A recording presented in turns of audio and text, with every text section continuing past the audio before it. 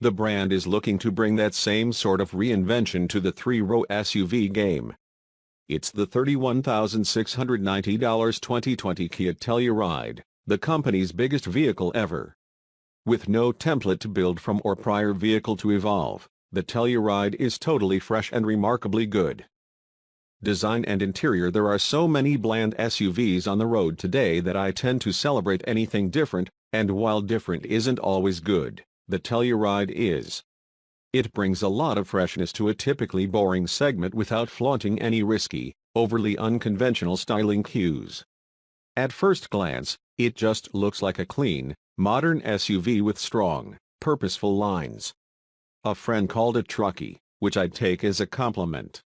From certain angles it has a bit of a Range Rover vibe going, but its design is never derivative. The sweeping taillights at the rear are large but well proportioned, and while there's plenty of chrome to be found from front to back, the thing never looks gaudy. Okay, the massive Telluride badging on both the nose and the tailgate is perhaps a bit much, and the inset, vertically stacked headlights prove not to everyone's liking among those I've casually polled, but overall this is a machine that looks like it ought to cost far more than that $31,690 starting price. That continues on the interior, where the clean, bright mix of visual materials creates a space with the air of something far more premium, especially given the 7 separate interior color schemes to choose from. That's helped by the panoramic glass roof and the Napa leather trim on the SX Prestige Telluride I tested, part of a $2,000 package over the $41,490 SX. That also includes a premium headliner that's quite nice feeling, but I must say it didn't take long for my hands to find some decidedly cheaper materials. The wood trim on the dash looks nice until you touch it, while the hard plastics on the door cards presented some sharp, ugly gaps between panels. The wood trim on the dash looks nice until you touch it, while the hard plastics on the door cards presented some sharp, ugly gaps between panels. So the details are lacking, but the functionality is there on the SX Prestige, including heated and cooled seats up front and even in the middle row. Those middle seats even have remote, power folding controls in the rear hatch.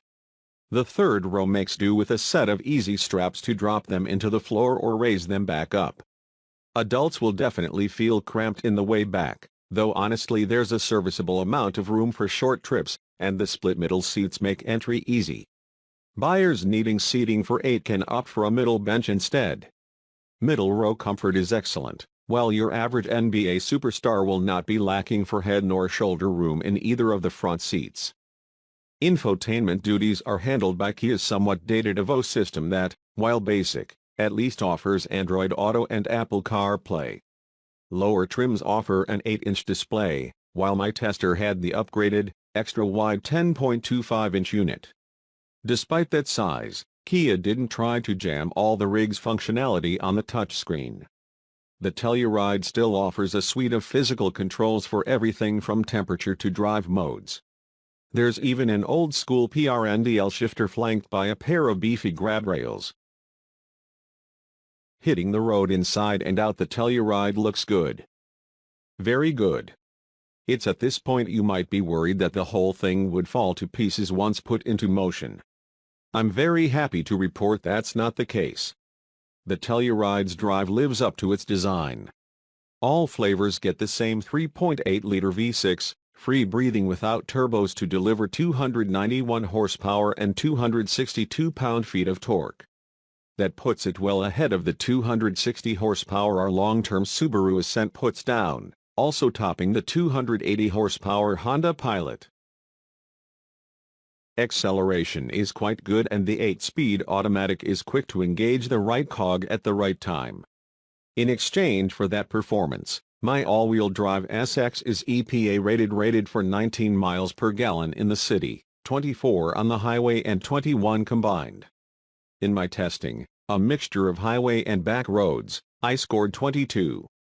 The front-wheel drive Telluride bumps each of those figures by 1 or 2, offering 20 in the city, 26 on the highway and 23 combined. So fuel economy isn't the Telluride's strong suit, but then few are buying 3-row SUVs for frugality at the pump. Much more important is ride quality, and while the Telluride doesn't offer the cosseting compliance of Honda's Pilot, it does a commendable job of controlling its 4,354-pound curb weight. The Telluride proved soft enough to lull my passengers asleep on an extended highway stretch, yet still engaging enough to be enjoyable on some twistier road.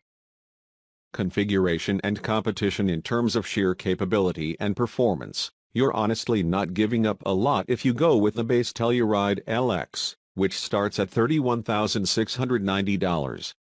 For that you get the same 3.8-liter V6 and 5,000-pound towing capacity as the rest, plus the family-friendly 8-seat layout.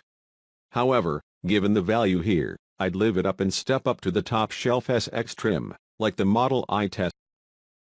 $41,490 gets you in the door, plus another $2,000 for odd. I'd add $795 for the towing package with self-leveling rear suspension. That's a lot of car for the $45,330 total price, which includes the $1,045 destination fee.